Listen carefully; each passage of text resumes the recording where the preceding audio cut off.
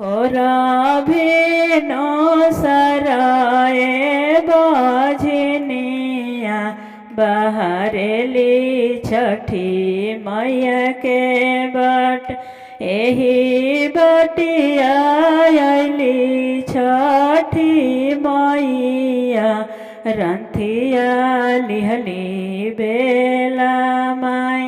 हंसी बात पूछेली छठिया मैया सुनती वैया राजा हमार कौन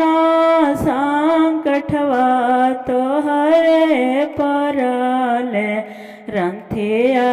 लिहलो बेला माय झरा झरा रोवा तारी बाझनिया सुनी मैया राजा हमार कौन कसुरवा हमसे भइले हे बाझनिया परले नाव सासु हमारो कहेली बाझनिया ए नदिया परली गार गोतीन हमारो मारेली तनावा पति मोरे घर से निकाल दूर हो जा दूर ए बाझनिया हम ना रख ए बाझनिया हम ना रख हंसी बात बोलेली छठिया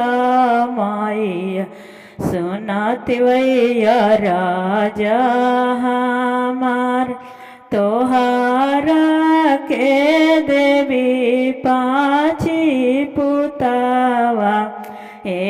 हंसत घरवा जा ए हंसत घरवा जा सासु तोहरो कहीं है बहुआवा ए नदिया भाभी कह गोतीन तोहरो कहीं है बहिनिया पति तोहरो जंगिया बैठा पति तोहरो करी है दुलार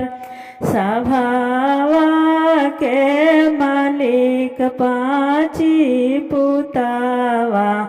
बढ़ी तोहरो स्वाभिमान बढ़ी तोहरो स्वाभिमान।